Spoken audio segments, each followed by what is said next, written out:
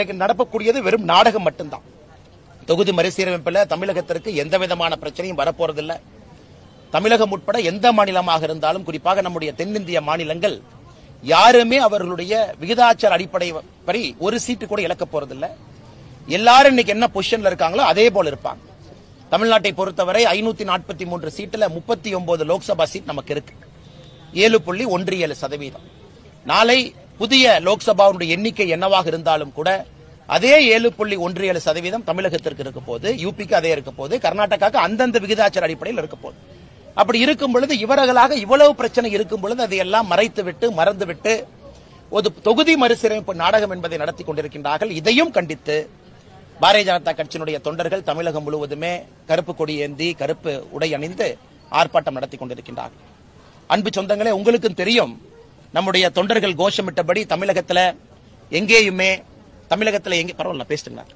எங்கேயுமே படுகொலைகள் நடக்காத ஒரு நாளே இல்லை.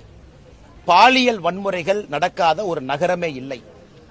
ஊழல் இல்லாத எந்த ஒரு அரசு துறையுமே இல்லை என்கின்ற அடிப்படையில் இதை தினமும் பார்த்துக் கொண்டிருக்கின்றோம். இதற்கெல்லாம் முதலமைச்சர் பேசணும்.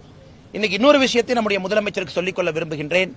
தமிழகத்தில் அனைத்து கட்சிகள் நிறைய பேர் சொல்றாங்க, நாம் இங்க ஒரு காஸ்ட் சென்சஸ் எடுக்கணும், ஜாதி அடிப்படையில் எவ்வளவு மக்கள் இருக்கிறாங்க அப்படிங்கிற ஒரு கணக்கு எடுக்கணும், அதன் பிறகு நம்முடைய திட்டங்களை எல்லாம் கொண்டு சேர்ப்பதற்கு முயற்சி எடுக்கணும். இன்னைக்கு தெலங்கானாவுடைய முதலமைச்சர் வந்திருக்கிறாங்க. அந்த மாநிலத்தில் அவர் ஜாதி சென்சஸ் எடுத்திருக்கிறாரு. எடுத்த பிறகு ரிப்போர்ட்டை வெளியிட்டிருக்கிறார். ஆனா தமிழகத்தினுடைய முதலமைச்சர் என்ன சொல்லுவாருன்னா, நாங்க எடுப்பதற்கு அனுமதி இல்ல, மத்திய அரசு எடுக்கணும். அது எப்படி நியாயம்? அதனால் தமிழகத்தினுடைய முதலமைச்சருடைய பல பொய்கள் இன்னைக்கு வெட்ட வெளிச்சமாகுது. தெலங்கானாவிலிருந்து வந்திருக்கக்கூடிய முதலமைச்சர் அவருடைய மாநிலத்தில் ஜாதி சென்சஸ் எடுத்திருக்கிறார். ஆனா தமிழகத்தினுடைய முதலமைச்சர் எடுக்க முடியாது, மத்திய அரசு மேல பழிய போடுறாங்க. அதையும் தெலங்கானா முதலமைச்சர்கிட்ட கத்துக்குங்க.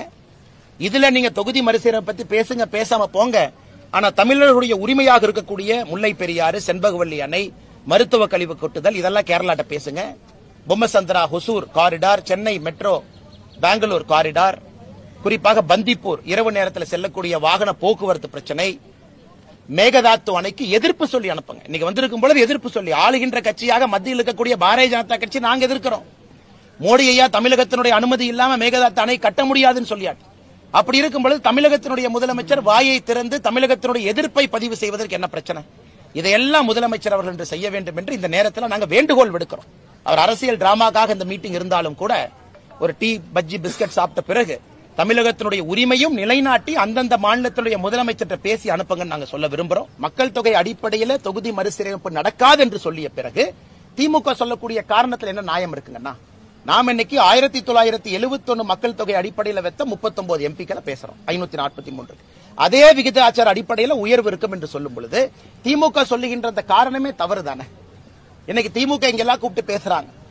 எத்தனை, குறிப்பாக மம்தா பானர்ஜி அவர்கள் இந்த கூட்டத்தை புறக்கணிச்சிருக்கிறாங்க. நான் வரமாட்டேன், எனக்கு இதை விட இன்னொரு பிரச்சனை நான் பேசிக் கொண்டிருக்கும் பொழுது என்னுடைய கவனம் இங்கே திசை திருப்ப விட மாட்டேன் என்று ஆம் ஆத்மி கட்சி வந்திருக்கிறாங்க.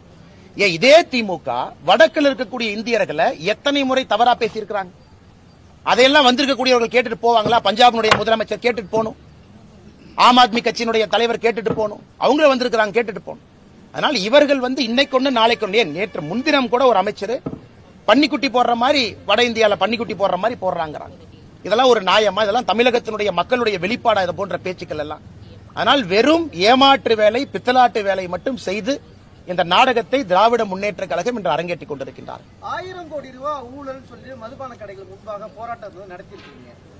ஈடில ஒரு குறிப்பிட்ட ஒரு அறிக்கையை கொடுக்குறாங்க, எந்த இடத்துல ஊழல் நடந்தது, அப்படி ஊழல் நடந்தா கைது செய்ய வேண்டியது ஒரு குற்றச்சாட்டு நிச்சயமா கைது செய்யத்தாங்க போறாங்க. நீங்க பாருங்க, 2G கேஸ்ல முதல் நாளே கைது பண்ணாங்களா?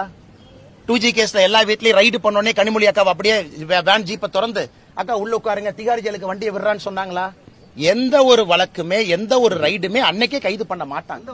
ஆனால் யாரும் பண்ண மாட்டாங்க. அது இன்னும் அப்பீல் இருக்குன்னு, அது இப்ப அப்பீல் இருக்கு. ஒருவேளை கனிமொழி அக்கா வெளியே வந்துட்டீங்க நீங்க சொன்னா கூட அது இன்னைக்கு அப்பீல்ல ஃபாஸ்ட் ட்ராக் கோர்ட்ல சிபிஐ கோர்ட்ல போயிட்டு இருக்கு. அதனால இன்னைக்கு திமுக நீங்க ரைடு பண்ணீங்க, நைட்டை ஏன் கைது பண்ணல? அப்ப நாங்க குற்றவாளிகள் இல்லை என்கின்ற வாதத்தை ஏற்றுக்கொள்ள முடியாது.